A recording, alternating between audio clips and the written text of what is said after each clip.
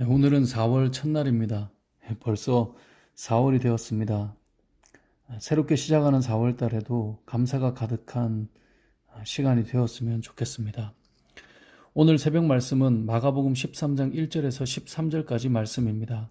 오늘 본문 1, 2절은 성전 파괴에 대해서 예수님께서 제자들에게 말씀하시는 내용으로 시작합니다. 제자들은 성전 파괴가, 이 성전이 무너지는 것이 곧 종말의 때라고 생각했기 때문에 이런 일이 언제 일어나며 또 종말의 때를 알 수 있는 징조는 무엇인지 질문하게 됩니다. 그래서 예수님께서 종말의 때에 관해 설명하시는 내용이 우리가 보고 있는 13장의 내용입니다. 제일 먼저 무엇을 말씀하십니까? 5절에 보면 미혹을 받지 않도록 주의하라 라고 말씀합니다. 무슨 미혹입니까? 내가 예수다 라는 사람들이 등장하는 겁니다. 이게 사실 생각해 보면 내가 예수다, 내가 보혜사 성령이다, 여러분 그럼 믿을까요? 그런데도 넘어진다는 거예요. 예수님께서 말씀하셨어요. 6절에 보면 많은 사람이 미혹될 거라고 말씀하셨어요. 그래서 주의하라는 거예요. 조심하라는 거예요. 나는 괜찮아. 그렇게 할 수 없는 거죠. 근데 우리가 미혹되지 않기 위해서 기억해야 될 한 가지는 예수님께서 이 땅에 다시 오실 때에 심판하기 위해 오신다는 사실을 기억하시면 좋아요. 그러니까 예수님이 이 땅에 다시 오실 때 심판주로 오시는 거예요. 다시 오셔서 14만 4천 명을 다시 모아야 한다거나 내가 보혜사 성령인데 뭘 다시 우리가 같이 이루어 보자 이렇게 오시는 게 아니라 그 백성을 부르기 위해 오신 거고요. 세상을 심판하기 위해 오신 거예요. 한국 땅에 있는 백성이 아니라 온 열방에 있는 자들을 심판하기 위해 오시는 거예요. 그래서 어느 곳에 한국의 어느 도시에 오셔가지고 뭔가를 막 하고 계신 게 아니에요. 이 땅을 온 열방을 심판하기 위해 만국 백성이 보게끔 오시는 겁니다. 이것을 기억한다면 우리가 조금 유익하지 않을까요? 아무튼 중요한 것은 6절에 보니까 내가 그라하여 많은 사람을 미혹하리라 라고 하는 걸 보면 우리가 아무리 이렇게 말씀을 드려도 또 넘어지는 자들이 있다는 거죠. 그래서 주의해라, 조심해라 이렇게 말씀하는 겁니다. 두 번째는 7절, 8절을 보면 종말의 때에 전쟁과 재난과 기근이 일어날 것인데 이게 끝이 아니라는 겁니다. 불과 5, 6년 전에 이 홍혜선이라고 하는 여자가 자신이 꿈을 꿨는데 이 전도사라고 하면서 꿈을 꿨는데 계시를 받았다는 거예요. 전쟁이 날 거라는 거예요. 마지막 때가 왔다는 거예요. 그래서 사람들에게 재산을 다 팔게 하고 그 재산은 다 누가 취하겠어요?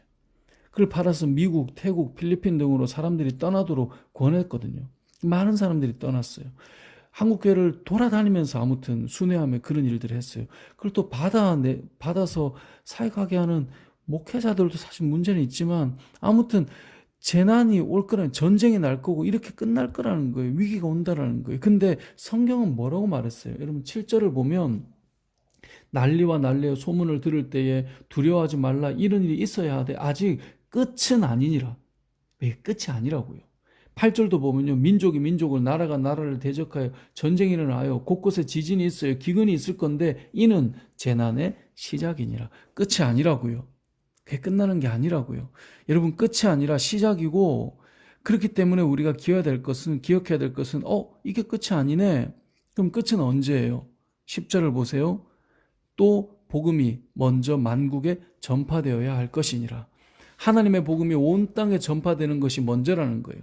복음이 온 열방에 전파될 때 하나님 나라가 임하게 되는 것입니다.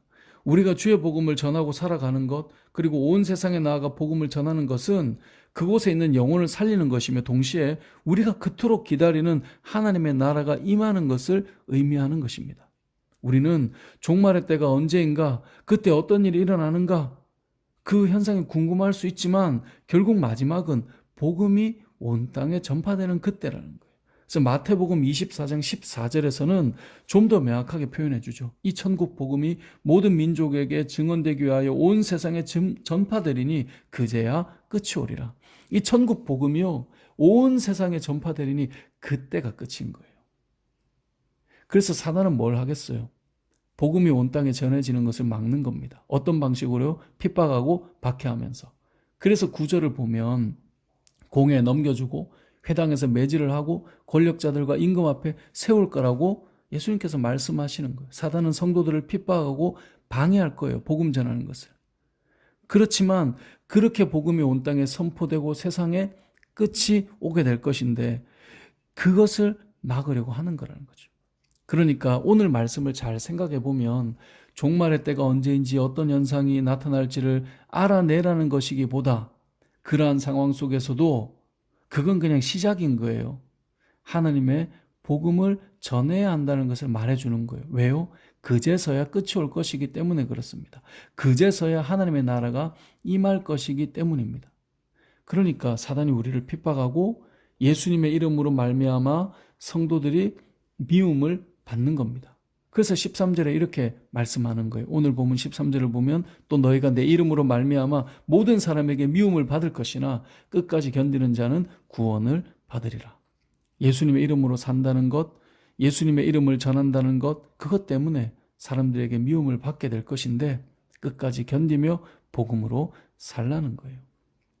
물론 우리가 미움받는 이유 중에는 예수님의 이름 때문에 받는 이 기본적인 근본적인 것이 있지만 우리가 잘못해서 미움을 받고 고난을 받기도 해요. 근데 오늘 본문은 그걸 말하는 건 아닙니다. 베드로전서 2장 20절에서 이렇게 말씀하잖아요. 죄가 있어서 매를 맞고 참으면 무슨 칭찬이 있으리요. 그러나 선을 행함으로 고난을 받고 참으면 이는 하나님 앞에 아름다우니라. 그러니까 죄가 있어서 매를 맞는 건데 그 매를 참는 게 칭찬이 아니라는 거예요.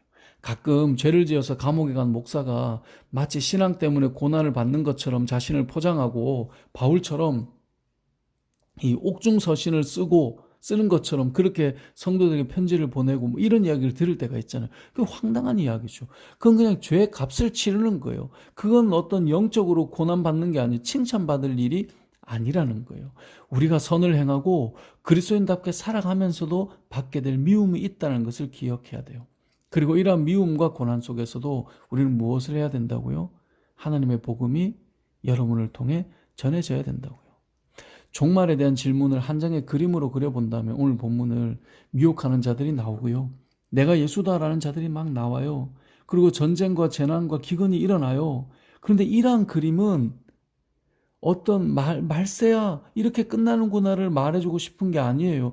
이러한 것은 시작에 불과하고 이런 일은 계속 있을 거예요. 그런 중에도 여전히 복음을 전하고 있는 자들이 그 그림 안에 담겨 있어야 되는 거예요. 그게 바로 저와 여러분이에요. 그리고 그 복음이 온 땅에 전해지면서 생명을 살리고 끝이 오게 되는 겁니다. 하나님의 나라가 임하게 되는 것입니다. 여러분, 많은 사람들이 지금 코로나 바이러스로 어려운 시기를 보내고 있습니다. 어쩌면 지금의 시기는 삶과 죽음에 대한 고민이 가득한 시간이고요. 사람들에게 위로와 희망이 필요한 시간일 것입니다. 교회가 이러한 시기에 생명의 복음을 전하고 위로해야 될 그 시간을 우리가 걷고 있는 거예요. 그런데 세상이 교회를 지탄하고 교회를 미워하고 교회를 걱정해요. 예수의 이름 때문이 아니라 우리가 잘못해서 우리가 부끄럽게 행동해서 교회를 미워한다고 해보세요. 복음이 전해져서 위로받아야 할 시기에 교회의 마음을 닫아버리는 시간이 될까? 우리는 두려워해야 돼요. 복음이 전해지는 통로들이 막히는 것은 아닌가? 두려워할 줄 알아야 돼요. 왜냐하면 종말은 코로나 때문에 오는 게 아니에요. 수많은 재난 속에서도 하나님의 복음이 그들의 위로가 되고 그들을 살리게 되고 하나님의 나라가 점점 가까워져 오게 되는 것인데 이게 막힐까 두려워하지 않고 우리가 복음이 막힐까에 대한 걱정을 하지 않는다면 우리는 이 말씀을 놓치고 있는 거예요. 이 천국 복음이 온 세상에 전파되리니 그때야 끝이 온다는 거예요. 사랑하는 성도 여러분, 어려운 시기에 교회가 세상을 위로하는 것, 그 위로자의 자리를 잃어버린다면 죽음 앞에 선 자들이 생명의 복음을 받아들일 수 있는 환경을 교회가 스스로 닫아버리게 된다면 어쩌면 우리가 마지막 때를 잘 못 살아내고 있는 모습이 될 수 있다는 거예요. 우리가 스스로 복음의 문을 닫아버리지 않도록 기도해야 됩니다. 나라가 어렵고 영혼이 방황할 때 생명의 복음을 전할 수 있는 이 땅의 교회로 회복될 수 있도록 종말의 시간, 어둠의 시간에 빛을 비추는 저와 여러분이 될 수 있도록 우리는 더 기도하고 우리의 선택과 삶의 지혜가 필요할 것입니다. 어려운 이 시간을 교회가 어둠 속에서 마지막 때를 살아가는 것 같은 이러한 시간 속에서 한 줄기의 빛이 되는 생명의 교회가 되고 생명의 그리스도인이 되는 저와 여러분 되시길 주님의 이름으로 축복합니다. 아멘.